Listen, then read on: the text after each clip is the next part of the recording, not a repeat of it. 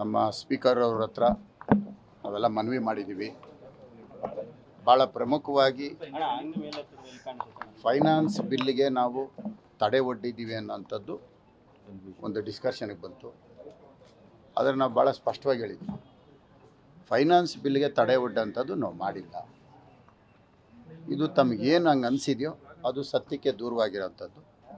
ಆಮೇಲೆ 6 ತಿಂಗಳು ಸಸ್ಪೆಂಡ್ ಮಾಡೋವಂಥದ್ದು ಭಾಳ ತೊಂದರೆ ಆಗತ್ತೆ. ಯಾಕಂದರೆ ಕಮಿಟಿಗಳಿಗೆ ಹೋಗಬೇಕಾಗಿದೆ. ನಾವೆಲ್ಲರೂ ಸಹ ಒಗ್ಗಟ್ಟಾಗಿ ಇವತ್ತು ನಾವು 2 ಪಾರ್ಟಿಯವರು ಕಮಿಟಿಗಳಿಗೆ ಹೋಗ್ತಾ ಇಲ್ಲ. ಸಸ್ಪೆಂಡ್ ಮಾಡಿರೋದು 18 ಜನ ಇರ್ಬೋದು, ಆದರೆ ಕಮಿಟಿಗೆ ಯಾರೂ ಹೋಗ್ತಾ ಇಲ್ಲ.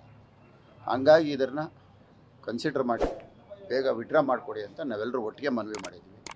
ಈಗ ಇದಕ್ಕೆ ಸಂಬಂಧಪಟ್ಟಂಗೆ ನಮ್ಮ ಸ್ಪೀಕರ್ ಅವರು ಮತ್ತು ನಮ್ಮ ವಿರೋಧ ಪಕ್ಷದ ನಾಯಕರಾಗಿರ್ತಕ್ಕಂಥ ನಮ್ಮ ಅಶೋಕ್ ಅವರು ಇಬ್ಬರು ಚರ್ಚೆ ಮಾಡ್ತಾಯಿದ್ದಾರೆ.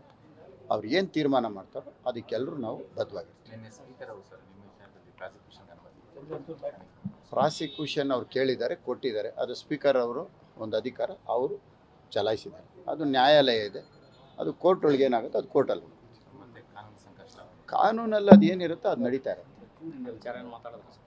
ನಾನು ನನ್ನ ವೈಯಕ್ತಿಕವಾಗಿ ನನಗೆ ಸಂಬಂಧಪಟ್ಟಿದ್ದು ಯಾವುದೂ ಚರ್ಚೆ ಮಾಡಿಲ್ಲ, ಮಾಡೋದು ಇಲ್ಲ. ಏನು ಇವ್ರು ಕೊಟ್ಟಿದ್ದಾರೆ ಅದು ಕೋರ್ಟ್ನಲ್ಲಿ ನೋಡೋಣ, ಅದೆಲ್ಲ ಕೋರ್ಟಿಗೆ ಸಂಬಂಧಪಟ್ಟಿದ್ದ ವಿಷಯ. ಲೇಟೆಸ್ಟ್ ಹಾಗೂ ಇಂಟ್ರೆಸ್ಟಿಂಗ್ ಸುದ್ದಿಗಳಿಗಾಗಿ ಬಾಸ್ ಟಿವಿ ಕನ್ನಡ ಚಾನೆಲ್ನ ಸಬ್ಸ್ಕ್ರೈಬ್ ಮಾಡಿ. ಹಾಗೆಯೇ ಬೆಲ್ ಐಕಾನ್ ಪ್ರೆಸ್ ಮಾಡಿ. ಇದರ ಜೊತೆಗೆ ಫೇಸ್ಬುಕ್, ಇನ್ಸ್ಟಾಗ್ರಾಮ್, ಎಕ್ಸ್ನಲ್ಲೂ ಮಿಸ್ ಮಾಡದೆ ಫಾಲೋ ಮಾಡಿ.